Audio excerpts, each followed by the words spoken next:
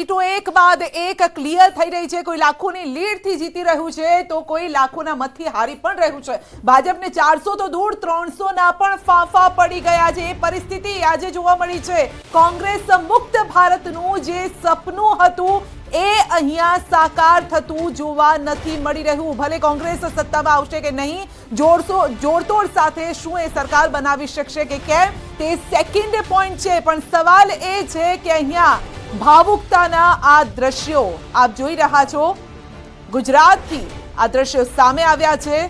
અબકી બાર ન આર ન પાર બનાસકાંઠામાં ચાલ્યો તો એક જ જાદુ ચાલ્યો અને એ ગેનીબેનનો જાદુ ચાલ્યો અને જોઈ શકો છો કે સમર્થકો કેટલી મોટી સંખ્યામાં ત્યાં પહોંચ્યા છે। હાર તોડા લઈને પહોંચ્યા છે અને હોય પણ કેમ નહીં, કારણ કે અહીંયા બીજેપીની જે જીતની હેટ્રિક મારવાની હતી બીજેપીએ, તે હેટ્રિકને અહીંયા તોડવાનું કામ કર્યું છે તો એ છે બનાસની બેન ગેનીબેન। બિલકુલ, તો જે આ દ્રશ્યો સામે આવ્યા છે ગુજરાતમાં ભાજપની હેટ્રિક પર, જે રીતે એક બાજુ બનાસકાંઠાના આ પરિણામ આવી રહ્યા છે, પરિણામ પર CR પાટીલનું પણ નિવેદન આવ્યું, પરંતુ સૌથી ચોંકાવનારા જે પરિણામો આવ્યા તે બનાસકાંઠાની બેઠક ઉપરથી આવ્યા કે જ્યાં ગેનીબેને બાજી મારી દીધી। ખોળો ફેલાવ્યો હતો। તેઓ જ્યારે પોતાની ઉમેદવારી નોંધાવવા ગયા હતા, જ્યારે પ્રચાર કરતા હતા, ત્યારે મત માટે પણ તેઓએ કહ્યું હતું કે એકવાર વિશ્વાસ મૂકજો અને આખરે બનાસની જનતાએ ગેનીબેન ઉપર વિશ્વાસ મૂક્યો અને આજે ગેનીબેને ચૂંટણીમાં જીત હાંસલ કરી છે અને આ ભાવુક દ્રશ્યો પણ સામે આવ્યા છે। સાથે લોકોનો પણ જમાવડો જે જોવા મળ્યો, લોકોનો પ્રતિસાદ ગેનીબેનને મળતો હોય તેવા આ દ્રશ્યો પણ સામે આવ્યા। 18મી લોકસભામાં 26 સીટ જીતવાનો સંકલ્પ કર્યો હતો અને સાથે જ કમનસીબે અમારી કોઈ મહેનત ઓછી પડી હશે, આવું CR પાટીલનું નિવેદન આવ્યું। જ્યારે પત્રકાર પરિષદ તેઓએ સંબોધી। ગુજરાતમાં ભાજપની હેટ્રિક પર કોંગ્રેસે અહીંયા મોટી બ્રેક મારી દીધી છે। પરિણામ પર CR પાટીલનું નિવેદન સામે આવ્યું। બિલકુલ, પણ હવે સૌથી મોટી નજર છે કે સરકાર કોણ બનાવે છે અને કેવી રીતે બનાવે છે।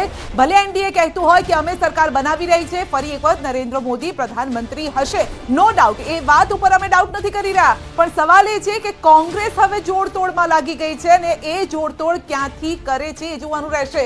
આ વખતે એન ફેક્ટર સૌથી વધારે મહત્વનું છે 2024ની આ ચૂંટણીમાં। નીતિશ અને નાયડુ, આ એન ફેક્ટર સૌથી વધારે મહત્વના છે આ વખતે।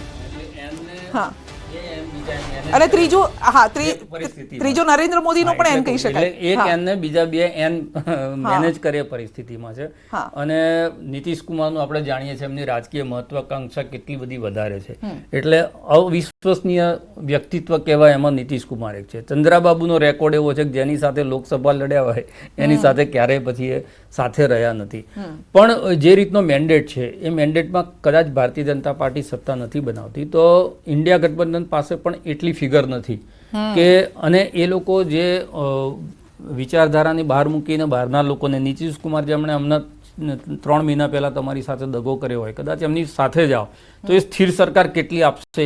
પણ તેજસ્વી યાદવ પહેલા જ કહેતા હતા કે નીતિશ કાકા કંઈ પણ કરી શકે છે। હા, એટલે એ કરી શકે, પણ હવે તમારે વિચારવાનું છે જે માણસ 3 મહિને પોતાની રાજકીય જે વિશ્વસનીયતા હોય બદલતા હોય, એમને તમે પાછા લાવો તો તમારી જે સરકાર છે એની સ્થિરતા ઉપર ફિગર આપી દઈએ। તો જે પરિણામો હવે સામે આવી રહ્યા છે, એનડીએ 297 સાથે આગળ જોવા મળી રહ્યું છે, ઇન્ડિયા અલાયન્સ 230 ઉપર અને અધરના ફાળે 16 સીટો જઈ રહી છે। અહીંયા 300 સુધી પણ આંકડો નથી પહોંચ્યો। 400 પારના નારા લાગતા હતા, પણ અત્યારે આ 300 સુધી આંકડો પહોંચશે કે કેમ, 5.5 સુધીમાં તે સૌથી મોટો સવાલ છે। ઇન્ડિયા અલાયન્સ 230 ઉપર આગળ જોવા મળી રહી છે। ટક્કર જે જોવા મળશે તેવી કોંગ્રેસ તરફથી વારંવાર વાતો આવતી હતી અને એવી જ વાતો રૂપે આ પરિણામ અત્યારે સામે આવી રહ્યું છે। બિલકુલ, 230 સીટ, પરંતુ જે અમે હમણાં જ વાત કરી, શ્રદ્ધાબેન પણ આપણી સાથે છે કે 300 સુધી તમે નથી પહોંચી રહ્યા, 400 નો ભલે નારો આપ્યો હોય, સવાલ અહીંયા એ છે કે સરકાર કેવી રીતે બનશે અને શું? જો એક વસ્તુ છે કે આપણે સ્વતંત્ર ભારતના ઇતિહાસમાં જોઈએ તો એક લાંબો સમય આપણે જોયું હતું કે જ્યારે પ્રધાનમંત્રી નહેરુજી હતા, પ્રધાનમંત્રી ઇન્દિરાજી હતા, ત્યારે એબ્સોલ્યુટ મેજોરિટી કોંગ્રેસની હતી। એના પછી અમારી ભારતીય જનતા પાર્ટીની એનડીએની વાજપેયીજી અમારા ફર્સ્ટ પ્રધાનમંત્રી બન્યા ત્યારે અમારી એબ્સોલ્યુટ બહુમતી નહોતી, પણ એ સરકાર પણ ખૂબ સારી રીતે 5 વર્ષ ચાલી હતી। એના પછી 2004 અને 2014ની અંદર પણ કોંગ્રેસને પણ એબ્સોલ્યુટ મેજોરિટી નહોતી, એ UPA 1 અને UPA 2 કરીને ચાલી હતી। અને 70 વર્ષ પછી 2014ની અંદર એક એવો ટાઈમ આવ્યો કે બિન કોંગ્રેસી જે સરકાર હોય, ગેર કોંગ્રેસી સરકાર હોય, જેને એબ્સોલ્યુટ બહુમતી મળી હોય, એ ભારતીય જનતા પાર્ટીને મળી અને પ્રધાનમંત્રી નરેન્દ્ર મોદીજી 2014માં મળ્યા। સેમ એ રિપીટ 2019માં થયું કે એબ્સોલ્યુટ બહુમતી મળી, બરોબર છે। હવે એ વસ્તુની સાથે તમે આજે જો તો આજે પણ અમારી સીટો 245 246 અને હજુ જે થઈ રહ્યું છે કાઉન્ટિંગ પણ એ રીતે હું જોઈ રહી છું, બરોબર છે. તો આજે પણ 10 વર્ષ પછી પણ એ જે લોકપ્રિયતાનો ગ્રાફ આપ જોઈ રહ્યા છો તો એ ક્યાંય ઓછો નથી થયો. સીટો અમારી બિલકુલ સારી છે અને એનડીની સાથે તો એબ્સોલ્યુટ અમને જે મેજિકલ ફિગર જોઈએ છે 272 ગવર્મેન્ટ બનાવવાનો એ તો અમને ઓલરેડી મળી ગયો છે. 300 તો દેખાઈ જ રહી છે, 300 થી આગળ અમારું જે ગઠબંધન છે એ જવાનું જ છે. એટલે પણ સંધ્યાબેન હું કહું છું ચર્ચા થઈ રહી છે, બધા જ કરી રહ્યા છે અને કરવી જ જોઈએ, કારણ કે અમે અમારો બેન્ચમાર્ક બહુ હાઈ સેટ કર્યો હતો અને અમારો બેન્ચમાર્ક ઓલરેડી 2014 અને 19માં હાઈ ગયો હતો, એનાથી આગળ એક હાઈ બેન્ચમાર્ક સેટ થયો હતો. તો અમારી જે કોમ્પિટિશન છે ને એ બીજેપી અને એનડીએ ની કોમ્પિટિશન ખુદ અમારી સાથે હતી. એટલા માટે આ ચર્ચાઓ થઈ રહી છે. ચર્ચાઓ એ થઈ રહી કે ભાઈ સીટ કેમ ઘટી. એબ્સોલ્યુટલી કોઈ એવું નથી કહેતું કે સરકાર તો બીજેપી એનડીએ ના પ્રધાનમંત્રી નરેન્દ્ર મોદી જ બનવાના છે. મારે એ વર્ષ પણ યાદ અપાવું છે. આપ જયારે એ કોમ્પિટિશનની વાત કરો છો ત્યારે 1952 નું એ વર્ષ અને 1984 નું એ વર્ષ જ્યારે કોંગ્રેસના પાડે આ બેઠક ગઈ હતી. 400 બેઠકનું જે લક્ષ્યાંક છે ઓલરેડી એ પાર કરી ચૂકી છે, ટચ છે. એટલે હજી એ રેકોર્ડ તો તમારા નામે જ રહેવાનો છે. એટલે રેકોર્ડ કરવા છતાં બી અમે પણ એ વખતે પણ અમે ક્યાંય ચપટી વગર નતા કહેતા કે 400 પાર આવશે. જનતાએ અમને આપ્યા છે ને એ રેકોર્ડ હજુ પણ લોકોના છે. અહીંયા પણ જયારે અમારો રેકોર્ડ હતો ત્યારે અમે એમ નતું કીધું, અમારો કોઈ અહંકાર પણ નતો. પણ જયારે આપણે એવું કહેતા હોય કે 182 માંથી 182 આવશે અહીંયા મારી અને અમે બધામાં જીતવાના છીએ અને પછી તમારે 150 આવે તમે રેકોર્ડ તોડ્યો. એટલે અહંકારની વાત જયારે પણ કોઈ કરતું હોય ત્યારે ઘરે બેસવાનું કામ એ જનતા કરતી હોય છે ને એવું અત્યારે સ્પષ્ટ દેખાયું છે. મોદી ગેરંટીને નકારી, મોદી મેજિકને નકાર્યું, મોદી લહેરને નકારી. એટલે મોદી વાળની જે બ્રાન્ડ હતી આખી બ્રાન્ડને અત્યારે ખરેખર નૈતિકતાથી હાર સ્વીકારવી જોઈએ મોદી સાહેબે અને કહેવું જોઈએ કે હું નિવર્તમાન પ્રધાનમંત્રી હતો અને હવે ભૂતપૂર્વ પ્રધાનમંત્રી થઈ ગયો છું, એ સ્વીકારવું પડશે. અને બીજી વાત કે અત્યારે ગઠબંધનની છે, આ ગઠબંધનની આ સરકાર જેવું અત્યારે હાલમાં છે, સ્પષ્ટ બહુમત તમને નથી. એટલે સરકારે લોકોએ તમને નકારી કાઢ્યા છે, સમગ્ર દેશથી નકારી છે, ખાલી ગુજરાતથી નહીં.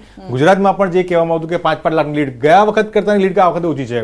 જ્યાંથી વડાપ્રધાન ઇલેક્શન લડે છે ત્યાં પણ એમની લીડ ઓછી છે. એટલે એમની જે લોકપ્રિયતા છે એ ધીરે ધીરે તળિયે આવી ગઈ છે. મને સંધ્યાબેન નથી ખબર પડતી કે જે પોતાની જાતને સૌથી જૂની પાર્ટી કહે છે, રાષ્ટ્રીય કોંગ્રેસ પાર્ટી પોતાને આ દેશની રાષ્ટ્રીય નેશનલ પાર્ટી છે, એ પોતે હજુ 100 સીટમાં બી નથી ને અત્યારે હમણાં 245 આવી ગયા છે. એટલીસ્ટ એમના કરતા 145 વધારે છે. સી અહંકાર આમનો બોલે છે.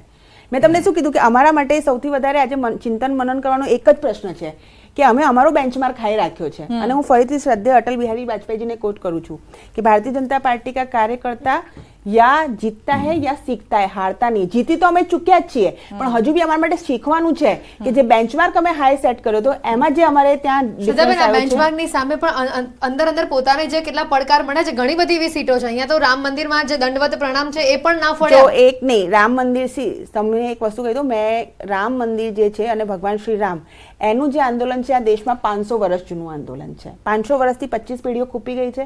સ્વતંત્ર ભારતના ઇતિહાસમાં 1947 પછી એકમાત્ર પાર્ટી છે ભારતીય જનતા પાર્ટી જેણે આ આંદોલનને ખુલ્લે આમ ટેકો આપ્યો છે. 1980 માં જયારે અમે આવ્યા હતા ત્યારે અમારી પાસે સત્તા નહોતી તો અમારે અમારા પોલિટિકલ એસ્પિરેશન વિચાર દેખાડવા પડે. ત્યારે પંડિતજીની અંત્યોદય સુધી જવાની વિચારધારા હતી કે હર ખેત કો પાણી હર હાથ કો કામ. અને પોલિટિકલ એસ્પિરેશન એ હતી કે જ્યાં હું હે બલિદાન મુખર્જી વો કાશ્મીર હમારા હે અને ભવ્યથી ભવ્ય રામ મંદિર બનાવીશું. આ બધા જ કામો 2014 અને 2019ની થમ્પિંગ મેજોરિટી સાથે અમે કર્યા છે. અમે આ મુદ્દાઓને લઈને ચાલ્યા છે ને એના ઉપર લોકોએ જનતા જનાર્દનને અમે આશીર્વાદ આપ્યો છે. 10 વર્ષ સુધી સરકાર રહ્યા પછી બી 245 થી અપ અમે જઈ રહ્યા છીએ.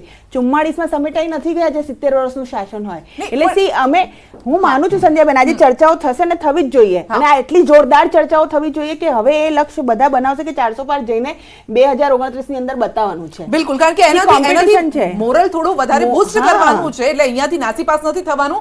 પરંતુ વિશેષજ્ઞને પણ એ સ્પેશિયલ કમેન્ટ માટે હું પૂછી રહી છું કે આ ચૂંટણીથી શું શીખશે રાષ્ટ્રીય પાર્ટીઓ? કારણ કે એક સમય એવો હતો, આપને પણ ખ્યાલ છે કે જે લોકલ પાર્ટીઝ હતી, સ્ટેટની લોકલ પાર્ટીઝ, તેને અવગણી દેવામાં આવી હતી, ક્યાંક તેની પીછેહટ થઈ હતી, ત્યાં જોડતોડ જે કરવામાં આવ્યું ને પછી આગળ વધવામાં આવ્યું. ત્યાં આ વખતે આપ યુપી જોઈ લો, આપ બિહાર જોઈ લો, એવું છે કે સ્ટેટની જે લોકલ પાર્ટી છે એ આગળ આવી રહી છે. ભાઈ અમારા વગર તમારું કશું નથી થવાનું. જો એક તો જે શ્રદ્ધાબેને વાત કરી ને, એમને દીનદયાળ ઉપાધ્યાયને યાદ કર્યા. આ એક કેડર બેઝ પાર્ટી હતી, સામૂહિક નેતૃત્વથી ચાલતી પાર્ટી હતી. તમામ કાર્યકર્તાઓ જે છે એ કાર્યકર્તાઓના પરસેવાથી આગળ વધતી પાર્ટી હતી, જેમાં કાર્યકર્તા પહેલા હતા અને નેતા પછી હતા. એ પાર્ટીના 2014ના એજન્ડા ઉપર 18 લોકોનો ફોટો હતો. એમાં દીનદયાળ ઉપાધ્યાય હોય, શ્યામા પ્રસાદ મુખર્જી હોય, વાજપેયી, અડવાણી બધાના ફોટા હતા. 2019ની અંદર 4 ફોટા થઈ ગયા. આ વખતે માત્ર 1 ફોટો થઈ ગયો. તો જે કેડર બેઝ પાર્ટી હતી એ પાર્ટી વ્યક્તિ બેઝ પાર્ટી થઈ ગઈ અને એ પાર્ટીએ વોટ પણ વ્યક્તિના નામે માગ્યા, ઉમેદવારના નામે માગવાના બદલે. એના કારણે જે કાર્યકર્તા હતો એ કાર્યકર્તાને એમ થયું કે ભાઈ આની અંદર મારું મહત્વ કેટલું. જો મારે મોદી સાહેબના નામે જ જીતવાનું હોય કે મોદી સાહેબના નામે જ જે છે એ રાજનીતિ કરવાની હોય તો એની અંદર મારા પોતાનો જે જનસમર્થન છે કે મારું પોતાનું જે કામ છે એ ક્યારે બોલશે. એક તો એ વાત આની અંદરથી એ પ્રસ્થાપિત થાય. બીજી વસ્તુ એ છે કે એકના એક મુદ્દાઓ ચાલતા નથી. જે તમે હિન્દુત્વની વાત કરો, બધાને જ ખબર છે કે ભારતીય જનતા પાર્ટી એટલે હિન્દુત્વની આઈડિયોલોજી વાળી પાર્ટી. હવે એને વારંવાર એની માળા ના જપવાની. આખી ચૂંટણીમાં આપણે જોઈએ તો માત્ર ને માત્ર જે છે મુદ્દાઓની ચર્ચાના બદલે તમારી કોઈક ભેંસ લઈ જશે, કોઈક તમારું મંગળસૂત્ર લઈ જશે, તમારું આરક્ષણ ખેંચીને મુસલમાનોને આપી દેશે. આ બધા એટલે એમાં જનતાને એમ લાગ્યું કે આમાં મારી વાતો ક્યાં થઈ રહી છે. એટલે એક ત્યાં એની ઇફેક્ટ આવી. ત્રીજી વસ્તુ એ થઈ કે જે તમારી સામેના લોકો હતા એમાં બધાને એક સાથે પ્રતાડિત કરવામાં આવ્યા, કોઈને છોડ્યા નહીં. આના ઉપર બી સીબીઆઈની રેડ, પેલા ઉપર સીબીઆઈની રેડ. એટલે તમારા દુશ્મનોને ભેગા કરવાનું કામ જ તમે કર્યું, જે છૂટા છવાયા હતા. અને એ જ તમારી તાકાત હતી. એના બદલે તમે એ લોકોને બધાને એકત્રિત થવાનો મોકો આપ્યો અને એ બધા ભેગા થયા. હવે તમે જો ઉત્તર પ્રદેશની અંદર યોગીની બ્રાન્ડ અને મોદીની બ્રાન્ડ, 2 બ્રાન્ડ, હિન્દુત્વ, રામ મંદિર ત્યાં જ પ્રસ્થાપિત થયું. અયોધ્યાની અંદર બહુ સમય સુધી અત્યારે પરિણામ શું આવી ખબર નથી, પણ ભારતીય જનતા પાર્ટી ત્યાં હારે. નરેન્દ્ર મોદી જેના નામ ઉપર ને જેની ગેરંટી ઉપર પાર્ટી લડી એ 1.5 લાખથી વધારે બહાર નથી નીકળી. એની પોતાની લીડ 3 લાખ ઘટે છે.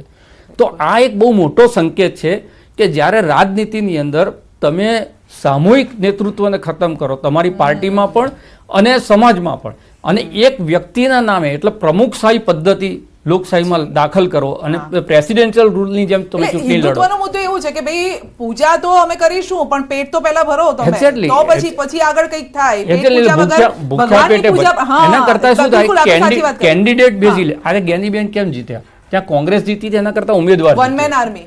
તો તમે કેન્ડિડેટ બેઝ ઇલેક્શન કરો તો એ કાર્યકર્તાને એમ લાગે કે મારામાં કંઈક જોઈને અમને ટિકિટ આપી. તમે રાતોરાત કોકને ફેબ્રિકેટેડ નેતા બનાવી દેવા માટે અમે આને ટિકિટ આપીશું પણ મોદી સિંહ નામે તો એ જીતી જ જવાના છે. તો એનો મતલબ એ થાય કે જે સ્કિલ વાળા કાર્યકર્તા હોય, જેણે બહુ જ એમનું શું મહેનત થાય? કરી ઠીક છે, છે. કાંતિભાઈ એવા ખરાડીએ લોકો- કંઈ કહ્યું છે, સાંભળીએ પહેલા એમને. કાંતિભાઈ, આખરે કોંગ્રેસે ખાતું ખોલ્યું છે, જ્ઞાનીબેન જીત્યા છે. 5 એવા કયા મુદ્દા રહ્યા જેના લીધે જ્ઞાનીબેન જીત્યા? આખા ગુજરાતની અંદર અમને 1 સીટ અમે જીત્યા છીએ, પણ અમને એમ લાગે છે કે ગુજરાતમાં અમે જીત્યા છે. અને એ વિજય બનાસકાંઠા જિલ્લાના ગરીબમાં ગરીબ, નાનામાં નાનો, ગામડામાં સેવાડામાં રહેતો જે મતદાતા છે એમનો વિજય છે. અને આ બનાસકાંઠા જિલ્લાની અંદર મહિલા ઉમેદવાર તરીકે, સંસદ સભ્ય તરીકે જ્ઞાનીબેન